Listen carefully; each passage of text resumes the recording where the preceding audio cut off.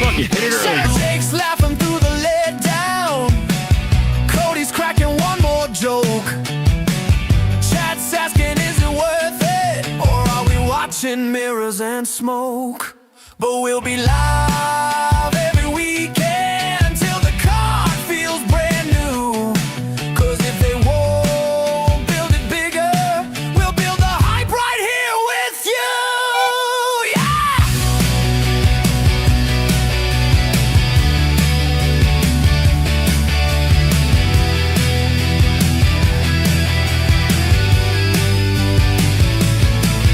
In a Somewhere Weekly, we're singing for you. Hey, on the road to WrestleMania, shaking off these blues, Roman and Punk again. We've paid those dues. You don't need Cody's clues to know we've got the WrestleMania blues. In the Somewhere Weekly, yeah, till they change the view. You don't need Cody's clues to know we've got the road to WrestleMania blues. Road to WrestleMania blues.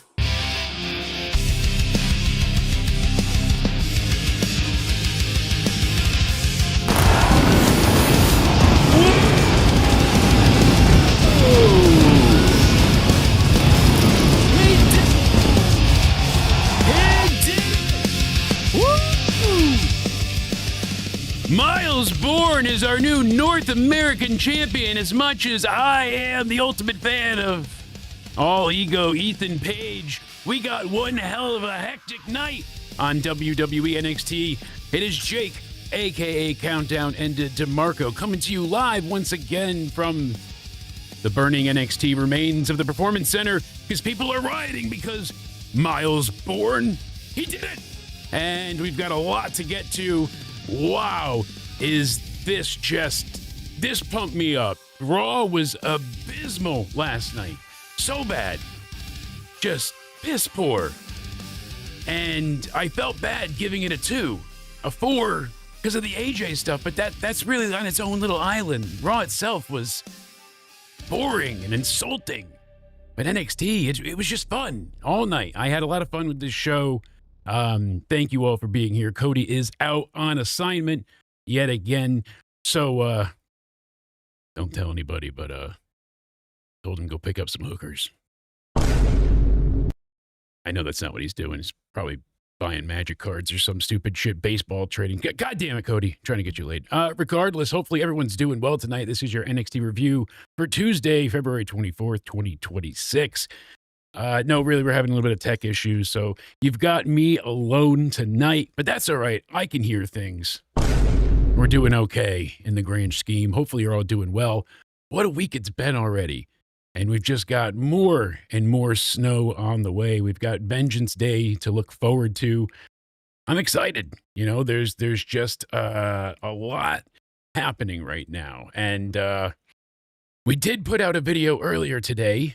Cody and I, just recently it released. It had a little monetization snafu, so we had to go ahead and fix that. But it's a look into the Vision, and are they the cursed? We need to know for sure, but it seems like that's what's going on. So those boys are cursed. When you look at everything that they've gone through in the past 10 months since forming, yeah, it's not a great look. So we break down the Vision, their problems, the bad build to WrestleMania, the poor ticket sales, what we think would be a good build and card and whatnot. So go ahead and check that out. It is live on the channel right now for everybody to go ahead and view. So check that out after the review. How we doing tonight, chat? Hopefully everybody is doing well. Happy to have you here representing the Banana Army. This NXT really, from start to finish, was just top notch.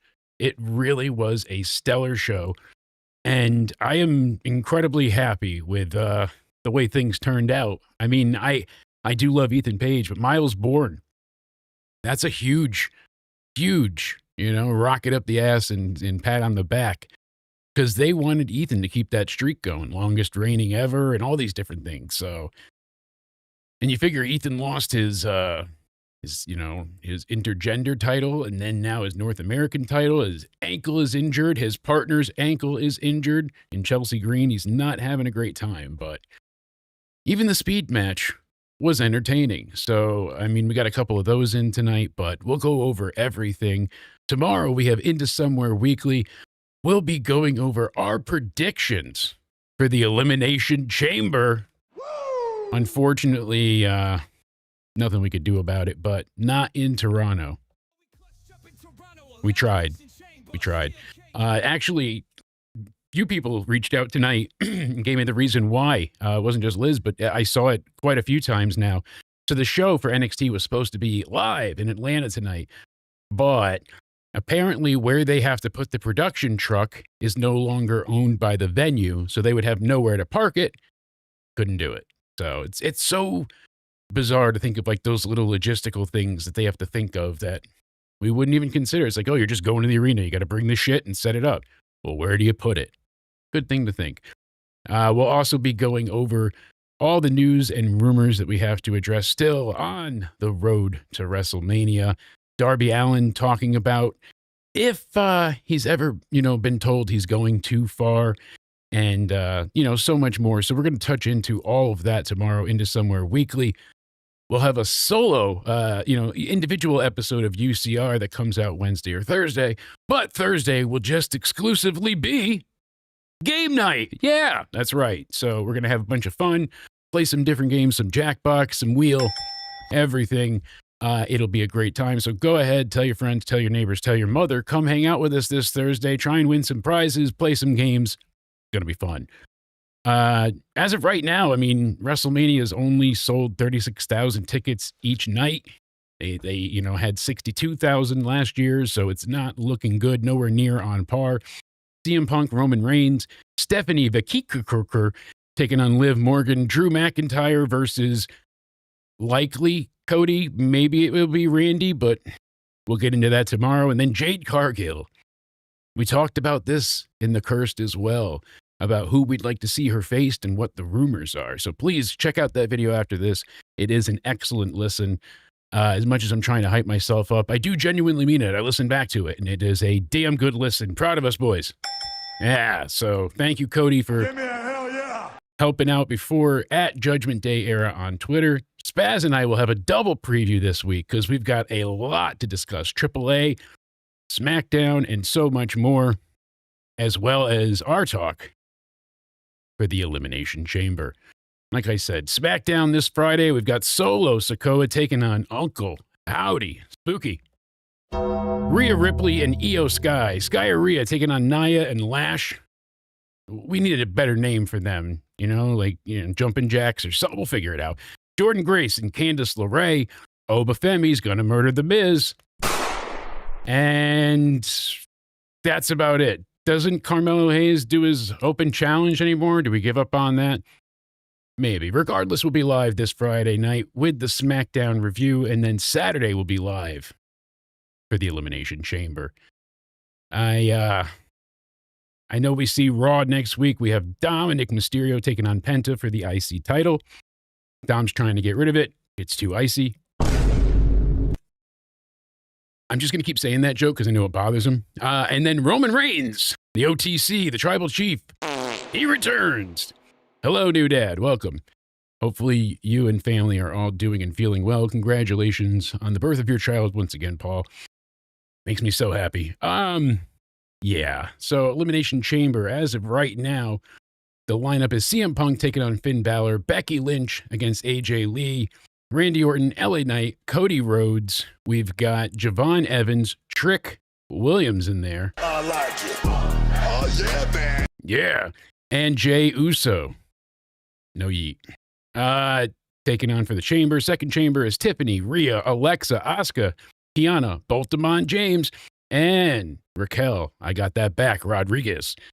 So we're also going to have the what's in the box moment. We got to know what's in the box. I don't know. It could be a lot of things. I'm still betting that it's going to be the Masked Man.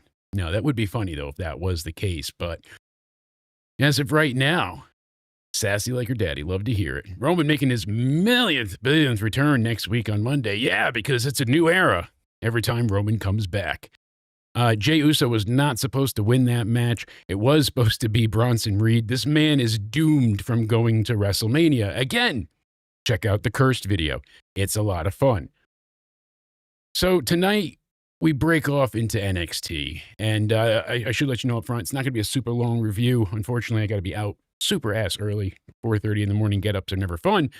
But, like I said, tomorrow we will have another episode of UCR for you and into Somewhere Weekly. They start off hot. They have Vic Joseph and Booker T on commentary. They're at the Performance Center. As we mentioned, Osiris and Saquon from DarkState taking on the Vanity Project. I like the Vanity Project. People are like, oh, they look too small. Do you not remember what Cody Rhodes looked like for the first how many years of his career? I mean, like, I think people forget at times what he looked like way back when. And it's such a drastic difference. The muscle, the hair, I mean, all of it. He was tiny back in the day. He was built, he had a figure, certainly, but he was a tiny guy. And, it's unfortunate that that's the case because you look at a lot of these people and they're like, oh, look, see, they're too small. They're too small. It doesn't work. But I disagree entirely. I mean, look at him here. You can see, look at how small he was then. And then, of course, the Cody we know now, beefcake. Yeah, so Drew McIntyre, come on, who remembers what he looked like? He was tiny as hell. He had the scraggly long hair look. He just looked like a nerd you would beat up in the arcade. I do look forward to listening to that with AJ. I have that one queued up. Behind on some podcasts, Stuart, but glad to see you in the chat. Yeah, I mean, Cody was just one of many examples of people that have gone and come back. So we got to see, what comes of it. But I am overall, I'm behind the Vanity Project. I like what they're doing. I enjoy what they're bringing. And hopefully they really go ahead and keep behind them. As much as I'm tired of factions, it's cool because you've got everybody kind of interacting. You've got the team of Vanity Project, Swipe Right, whatever you want to call them, but they're working under Ethan Page. They're guided by his tutelage, but Ricky Saints is mingling with them from the Connection and the Heel, and hey, we're both from AEW. Wait, don't say that kind of thing. We're both from the other place, and that's what it turns out to be. So. They started off hot, though, with this tag team match, and I am a big fan of the Vanity Project. I think these guys have a great chance, and, I mean, we've already got the Birthright forming, so factions are going to be factions for a long time. I mean, they've always existed in wrestling, but I feel like there's certainly some fatigue. Again, check out the Curse video. This was a damn good tag match. A lot of good back and forth. The numbers advantage didn't really help DarkState as much as it could have here because Jackson Drake really went ahead and he took advantage of being the Evolved champ and putting their foot up on the ropes, and then everybody was getting involved in fighting, and that's when the former Don himself, Tony D, he shows up and he gives Shugars good old spine buster on the apron, and he takes him and he tosses Baylor like he weighs 6 pounds into the ring. He's like, hit him. Ref counts it. New tag champs. Holy shiitake mushroom. Didn't see that coming. So that, pretty cool. Happy to have that work out. I'm adjusting it for the shorts feed, so don't mind me because the people can only see so much of me cut off, but we're learning still. I know now we could split this thing in 4s. Regardless, I'm happy that the tag titles came off of DarkState. If Tony D said he was going to cost you everything, then make damn sure he costs him everything. And that's what I wanted to see here. Finally, Tony made that long-winded promo that basically said nothing. It was good. It was delivered well, but it took him 10 minutes to basically say, I'm coming for DarkState, and then another person, but I'll tell you later. Okay. And hey, all right. DarkState have not been protected. Haven't been, like, they don't even have like a 50-50 booking. They don't even have, I'm very curious. I have to look up their record, but not that always wins and losses means everything. But these guys have been beaten by many, even while holding the tag titles. Joe Hendry made them all their bitch by just being able to teleport like Jason Voorhees. Make it make sense. I'm telling you. Say his name and he appears. I like cocky and arrogant heels as much as I like chicken shit heels. So having the combination of this in the group where like one's going to run away afraid and take advantage of, oh, now I can use a chair kind of thing, while the other guy's going to be blatant about his cheating. I like the differences, the dichotomy, the mix up and shake up between each person in their role. So far, I've been pretty pleased with how they've been presented. See, cough button. Then they had a nice interview with Myles Borne, and he's like, the only reason I did that to his leg is because he didn't believe I would go that far. And I need you to know that no one believed in me but me. And even when I played football in college, no one ever believed in me. And I've always been known as just the deaf kid, but now I'm going to be the North American champion deaf kid. Keanu Carver and Sean Legacy. Sean Legacy sells like his life is on the line. Like he has the utmost rushing urgency to get to the next spot, but not in a way of like he's rushed. Like he knows he's fucked and he's doing everything he can. There was one point where Keanu Carver is just dominating him and he gets thrown over to the outside and he does the kind of skin the cat move, but it looks so awkward and ridiculous the way that he fell over the ropes. He's holding on like this way, pulls himself back up. But the way he did it, it was like an act of desperation. Like, if I don't grab this, I hit the ground, I'm fucked. Okay, if I got this now then he hits him with the 450, gets the near fall. He just constantly was on him like a fly on shit, but in the best way possible. He knew, I don't have the strength side. I have the speed. I have to swarm him and not stop. And until he got hit with that jackhammer, that was it. Keanu Carver looks dominant, but also doesn't look like Oba Femi level dominant. Here's my issue. And I'm going to be called something disparaging about this. I'm positive. But rest assured, it's not meant in a race way as much as it's meant in a character way. Keanu Carver and Jasper Troy are the same person. And that's a problem right now. There was one point the match was going to start, and I'm like, yeah, Jasper Troy's going. I was like, Sean Legacy, he's not in the speed match. I was like, oh, yeah, Keanu Carver. That's the difference.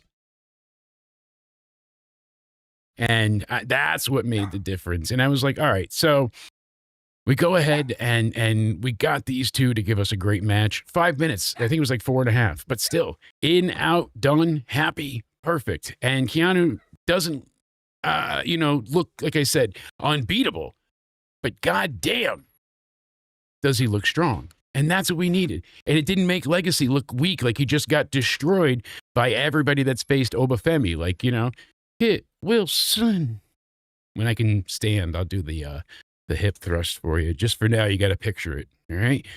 Got to get all sexy with it. You know you're ready. All right, fine. I'll give you a little tease. There we go.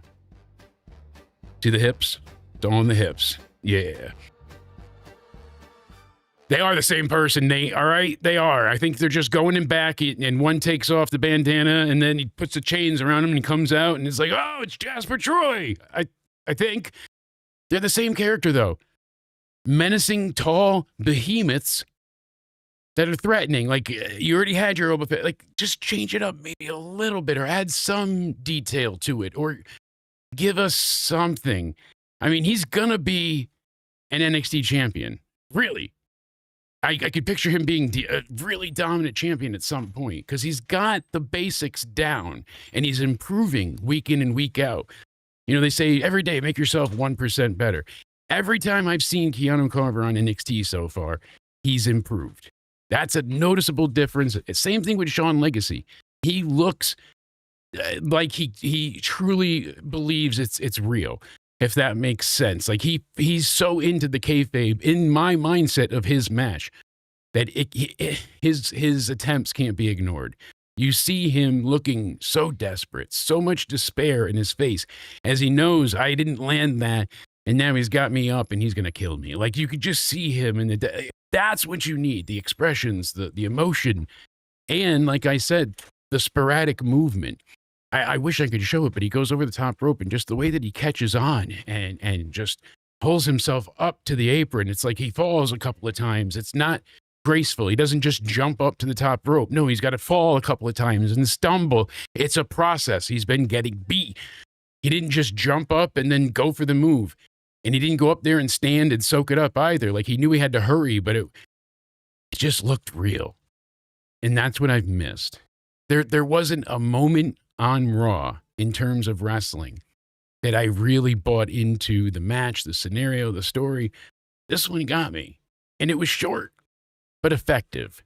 There was no title on the line. There was no interference. It was just about the wrestling. No cheating. You know, oh, is he gonna send him through?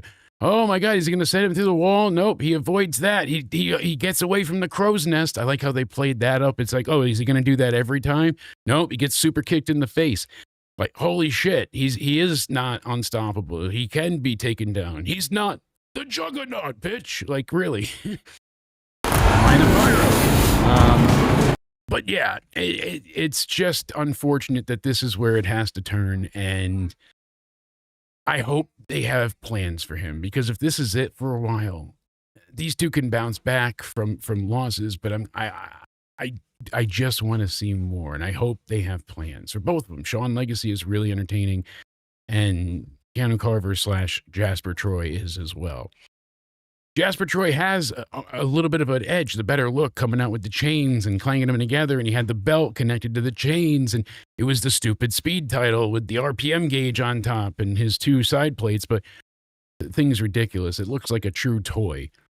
Yes, false donation alarm. It was indeed just the pyro.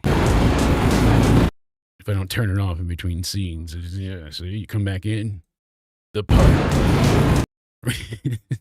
Regardless, this speed match ended basically at the 5-minute mark, 5:40 something.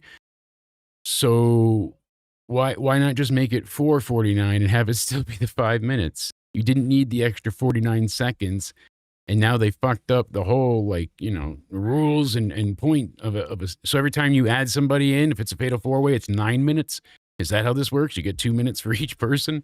I do not give a shit about Elio LeFleur. I'm not against an Eli Knight, but he hasn't done anything to make me, like, truly make him memorable to me. He hasn't stood out. Jasper Troy does stand out, but not a great deal. He gets lost in the background. And, you know, he's one of those, you can see him clearly till you take your glasses off. And you're like, wait, is that Jasper Troy or Carver Troy? Fuck. Casper Troy. That's what it should have been. We know. Face off. The French luchador. Come on. Does anybody give a shit? Fucking. I know Aleister Black has 3 million tattoos, and Cody's 1 neck tat is worse than all of those. No kidding. The placement, like, he tells the story, and Cody is a great storyteller, but what a disaster. He didn't realize it was going to be that big, and why he went for the neck, God knows. Such an odd spot if you're not already full of tats, because it just draws your attention to that area. So Elio LeFleur ends up getting it. So he hits Troy with a moonsault, and Eli does, excuse me. And that's when LeFleur comes in and gets the pinfall. So he steals, basically Eli's black hole, Troy's black hole slam. So, hey, Jasper Troy being the big guy, great. Why put the big guy with the speed title? Exactly. It's just one of those where you're like, nothing about the man that's a powerhouse screams speed to me. One thing that I thought he had a black hole. He does indeed have a black hole. A couple of them. Yeah. There you go. Sami Zayn should get a tattoo on his jugular. It wouldn't be the worst idea. You can go ahead and insert something about free or whatever. they did a really cool thing tonight of putting over Joe Hendry's history. And they showed his entire journey from where he started and how he began, not in wrestling at all. He got, a master's in marketing. And then he goes ahead and travels the world as a musician. But that's not what he wants. At the age of 24, he becomes a wrestler and he gets a tryout, but he's not ready. And he takes off and gets success in ICW and other places by making parodies. And he buys into it. And eventually the world shuts down. But he comes back and he goes full bore into it, buys his own visa with his last money, comes here, dyes his hair, does it all for TNA and gets himself over again. His song trends. It trends on, TikTok. He's trending. And he was the most viewed, tweet or video, whatever it was of that year for WWE social media. I love Joe Hendry, and I've followed him for ages now, and I'm really happy to see him in this position. I don't think it'll be a long one. I think he's just going to be till Stand and Deliver because he was already debuted on SmackDown. No? Confusing. So, but this was great. They should have done this a couple weeks ago, like right after he won the title, but beggars can't be choosers. They had a Damian Priest spotlight talking about how NXT was so good and it taught him how to be a champion. Linda McMahon is next to Chris. That's hilarious. Then Soul Ruca made their entrance, and Soul comes out on her skateboard. She hasn't done that in ages. Fatal Influence come out shaking their hips. Love that song. And they do the ring introductions, and exactly like I said to Cody, it plays out. I was like, I should have said this on the air, but watch it be a squash. Before the bell rings, she's going to hit her with an F5. Roll her in the ring. I said, I know she's going to attack her. We said that. We knew she was going to cost her. But I told him, I was like, I should have brought up the squash idea. Exactly what they did.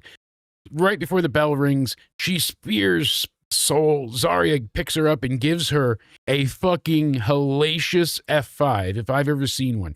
This trounced a Lesnar F5 with how flat, hard, and stiff, and I mean stiff, Soul Ruca was, and she had her whole pull out. So she went ahead and she lands like a ton of bricks, just thought she was dead. When she ever hit this fucking F5, she basically like threw her and she just like a sack of potatoes. It was insane. Then they roll her in. AI ad with a fake chick talking about opening. Yeah, it's pretty crazy what they're allowing for ads now. I can't say the president's name, but they can have all this crazy shit for advertising. I guess if you're paying them. But holy shit, thank God they finally did it. They pulled the trigger. They broke them up. This has been the forever not ending storyline, a la Judgment Day 2.0, just not as big and multifaceted. I am just frustrated with the fact that it took this long, and now ZARIA in the back tells Jacy, you owe me one, and I'm going to challenge you next week for the title. So we know what's going to happen then, right? Same thing in reverse, but with Soul. Soul's going to attack ZARIA, and then they're going to have a match at Vengeance Day or Stand and Deliver. They probably have the match at Vengeance Day, and then the rematch at Stand and Deliver, and then get the fuck off the NXT roster and move up. I don't know if this was on the air or part of the in-commercial Netflix VPN stuff, but Tatum Paxley is in the crowd, and she's talking about trying to find friendship, and she's only ever been left lonely. And she's like, but the crowd wants me, not a watered-down version of me. They want me. You guys made me feel real love, and you accepted every weird, quirky, odd part of me. And when I beat Izzy for her title, the North American Championship, it won't be Tatum's, but all of ours. And that's when Izzy comes out and they start to fight, and then the lights go black. It's Blake Monroe. They made her house to be like a serial killer. Lights go. All right, fucking, that song's a bop too. Blake Monroe and Thea Hale. I know this is short and people might hate it, but I love this because this is effective storytelling. Blake Monroe is starting to dominate early on. And then Thea hits her with the world's smallest slam, and she gets a quick 2 count. So that's when she throws her to the outside. And, or did she drop kick her then? Either which way. The referee is now dealing with Thea and Jada Parker. Jada Parker comes up like a locomotion, choo-choo, and just boils her ass over, just bowls her down, hits her with the good old hip attack, the hypnotic. And guess what? Thea Hale, she hits her with the, the blockbuster, gets the win. It's like a minute and 2-second match. But this is great.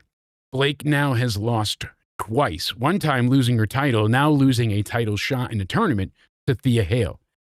And it's also been at the expense of Jada Parker twice now. So, like, they already have their attack. She attacked her first, and Jada left her laying. So we're kind of going back, and I like what they're building. I think they're going to go ahead and have some type of great match with stipulation added to it. But this is good. And I really thought this was effective and fun. So probably the only thing that I wouldn't really care for tonight is Uriah Connors taking on Kale Dixon.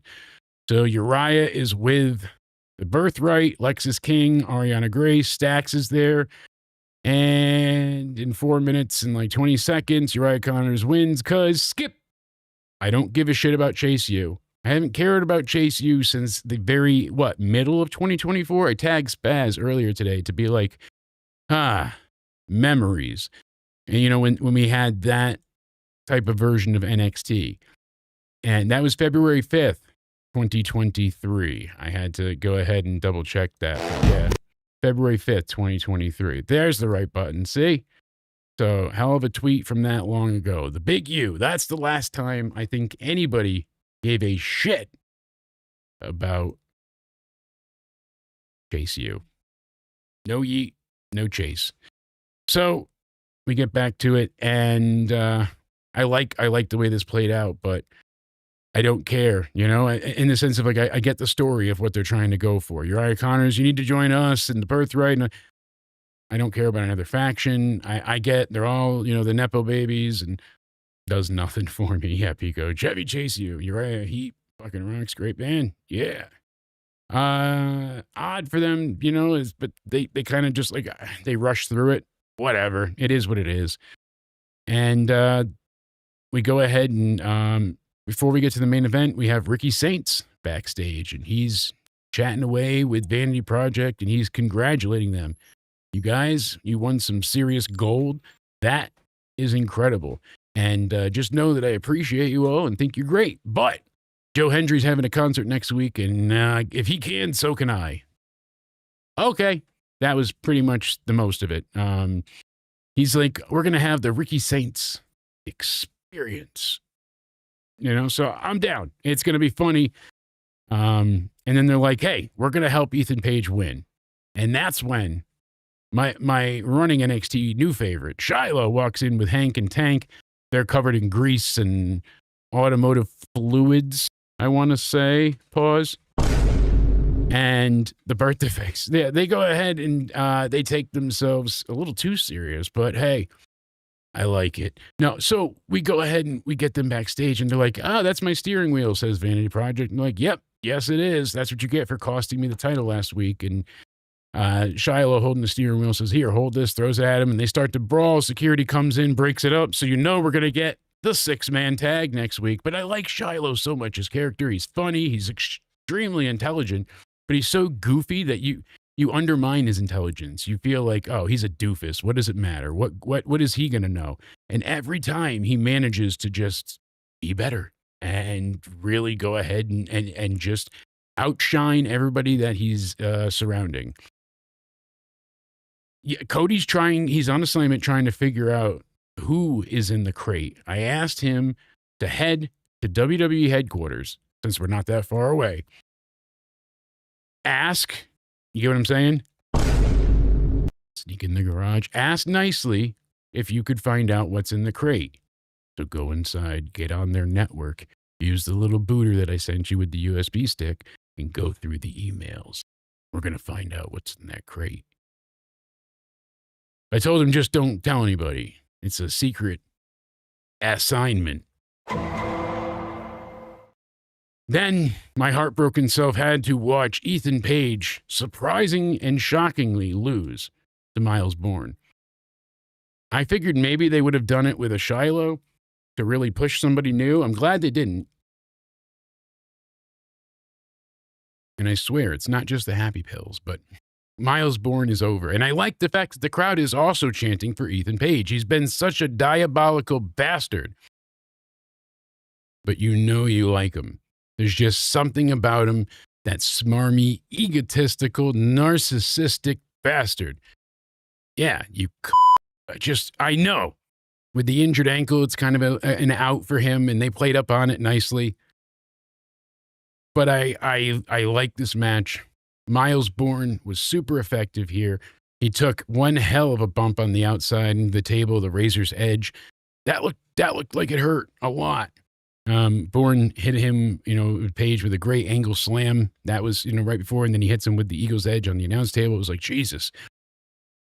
They beat the hell out of each other, and that's when you pretty much see Vanity Project run out, and they hit Myles with the Evolve title. Drake does. And that's when Hank, Tank, they run out. And then you see Ricky Saints trying to get involved, but here comes Joe Hendry. And basically, Borne shoves Ethan Page into a turnbuckle they exposed much earlier in the match.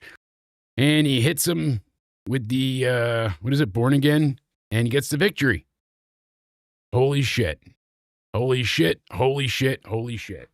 I admit I did not see this coming. Milo was shocked. I'm shocked. Everybody's shocked. Goddamn. I of all the people that he's faced and fought and had to deal with, having it be Myles is like poetically perfect because they really, really did the overcome the odds and give you the heartfelt story, but it wasn't the time they've done that. They've had people face Ethan Page and have these stories about, I need to get this done. I need to win. We've heard it so many times, and how many people have failed at his feet. They've all been pinned. And lo and behold, Myles knew just what to do. Have his mom in the audience. And I'm so mad at myself because last night I had even went and had the clip for it ready. But I saw AJ's wife in the audience. And I had the Wendy clip up. But Wendy! That was great, Samoa Joe. Wendy! I don't know if Myles is related to Evan, but these two can fly. Congrats to the new North American champ. Hell yeah. I was genuinely surprised. I was like, that'd be so cool if they gave it to him, but they're not going to. And some people were like, it wasn't a great match. I thought it was really good. Borne's only going to get better and better. The crowd is behind him. I liked how the crowd was still a little split, though, still cheering for Ethan. They're behind both guys, but cheering for the heel, too. Let's go, Myles. Ethan, Myles, Borne. And Wendy, I'm home. Yeah. I really think that's a huge deal for Myles because not only did he win the title, become the champion, but he dethroned Ethan Page, who had such a stellar run with that damn belt. But really, if he didn't lose it now or at Vengeance Day, he would have to lose it by Stand and Deliver. How much more? Who else does he have to face? I mean, he's gone through AAA, TNA, NXT, even some of the main roster people. He has gone up and down and up and down. That's what they had for dinner. Wendy's sounds good, though, right? Junior bacon cheeseburgers. Back in my high school fat days, oh, my God, those things were $1. Oh, makes your mouth water. God damn, that's when it really tasted good. I want to give this NXT. Chad, help me out here. I'm curious about your rating because my banana meter is a little broken. I'm thinking this is an easy 8. I could even go 8.5 because we got some really cool shock factor moments. I mean, they still could have not had the breakup of Soul and ZARIA. They could have kept this going. I wasn't, as much as I said, she'll squash her, she'll attack her, and it was obvious. They still could have done it. And, oh my God, I don't know why, but it's just like they took so long to split them. So finally, having it done was something that I still just, as much as I was anticipating it, I couldn't believe it. I couldn't fully, I couldn't believe. Say his name. Better than Raw out of 10. I mean, that's very easy. And yes, they had $1 junior bacon cheeseburgers. If you bought 5, it was only $4. So we would get 4, 8, 12, yeah, 5 orders of it and have ourselves 25 burgers at our LAN party and play Halo 1 and get fatter by eating dozens of burgers at a time. God, I want to give this at least an 8.5. I really feel like that's great because the tag match, we got new tag champs. I don't really feel like most people thought that was going to happen. I jokingly said it, but I didn't think Vanity Project was going to pick it up. I love that they did that. Keanu Carver looked good in his match, and Sean Legacy did not look bad in defeat either. That's important. Jasper Troy really needs to define himself better as this big man because he even got pinned in this match. They couldn't even pin freaking Eli Knight. They had to have LeFleur pin Jasper Troy. But we'll see what's in the come up for Jasper. Still, good match. I'm not a big fan of the speed title. I never had been, but I was like, all right, better than just making it vacated. Why not do something with... I wish they were just a bit more original. We're getting... Lola Vice and Kalani Jordan in an underground match at Vengeance Day. That's going to be crazy.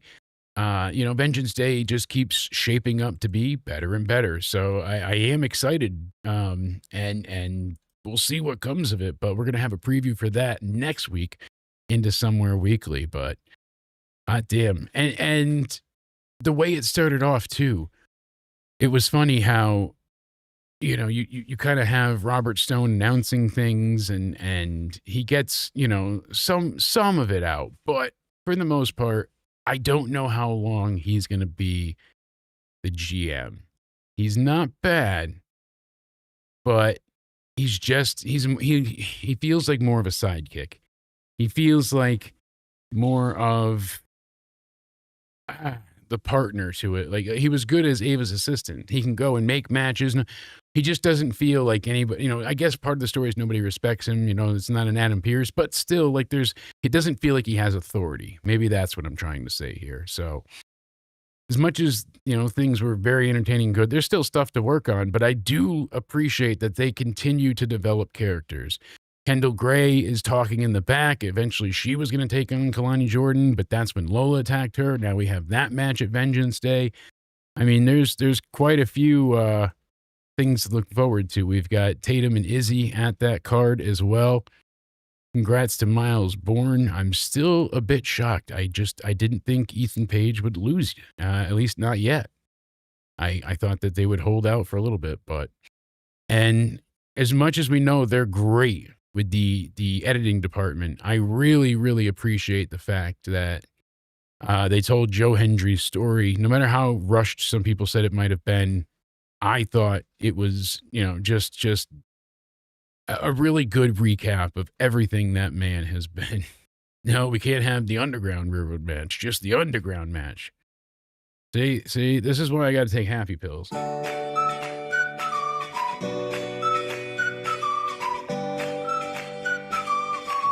Soul Snatcher, because I think it could come out of anywhere. That's right, Steph. It could come out of anywhere. I'm going to stay with an 8. 8 sounds fair. Lose the 0.5. 8 out of 10 from me. I'm curious what Cody thinks of it. We'll hear from him tomorrow. We've got an episode of UCR coming for you tomorrow about the State of the Union. We're going to cover some stuff, and we've got some other stories, some weekly weird news to bring up as well. It's going to be very entertaining.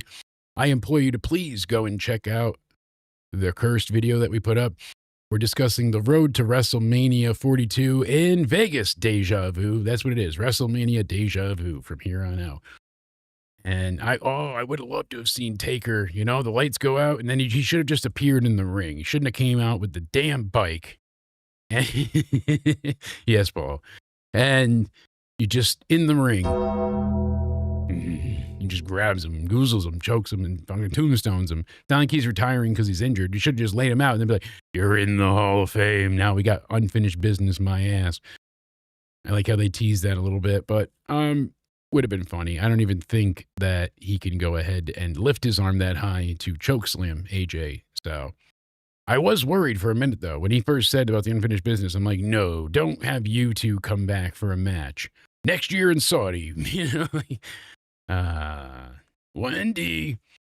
But, we at least got the Elimination Chamber this weekend to look forward to. We'll see what happens as far as if they add any other matches. But until then, I mean, that's our card. We've got the 4 matches, and that seems to be their plan. AJ Styles is being inducted into the Hall of Fame as long as you remember. So is Stephanie McMahon. So, yay. That's great. Everybody is happy to see that, right? Everybody, no, really, AJ deserves it. And eventually I'll get the buttons right. But congrats to him for going to be in the Hall of Fame. And I don't know if they've announced anybody else besides Stephanie and him so far. But congratulations to AJ. Great for him to go ahead and get that nod. You figure he's been with the company for what, 11 years now? Or 10? Was it 2016 that he debuted in the Rumble or 2015? I always forget. You aren't big enough to headline. Yeah, we'll see. It'd probably be Stephanie that's headlining. And I mean, she did do a lot in and for the company, so I could get it. 2016, okay. So it was a 10-year, gap. I wish I could show you Shawn Legacy in the way that he was just hanging from the ropes, but oh my God, no way. You can't make this up. I shit you not. I swear on Danny, I didn't see this. Look what they posted on Twitter. Is that a mirror? Am I looking at a mirror? Looking in its own reflection? What am I seeing here? I just see one guy looking at a mirror. I see his own reflection. It's the same guy. What the fuck are we doing here?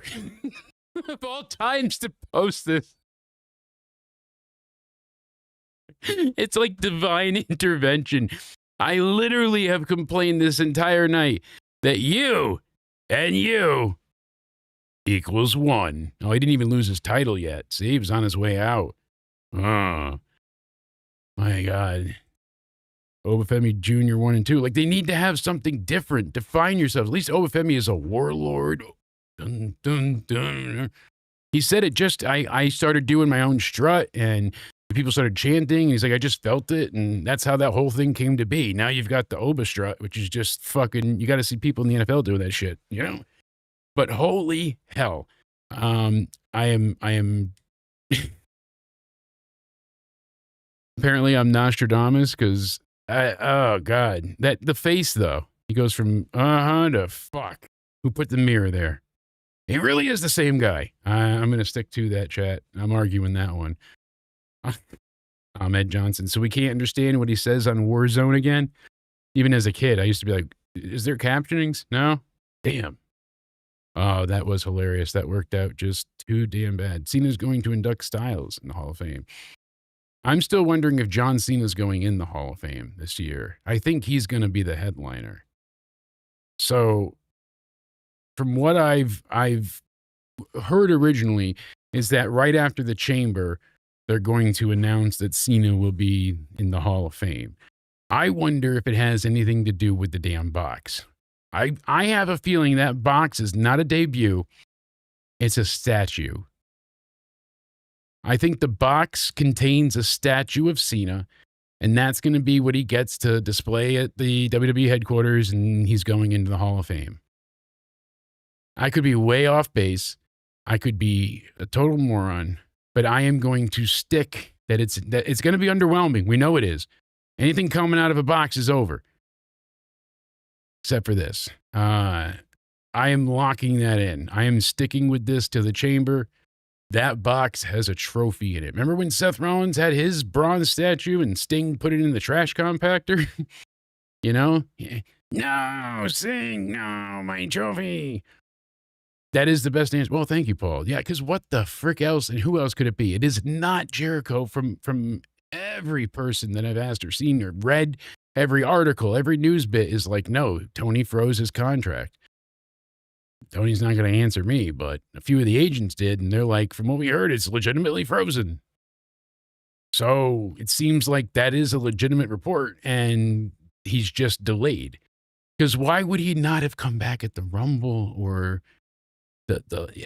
it just feels weird for him to appear out of a box in the chamber. Like him being in the Rumble made more sense. And then I don't know.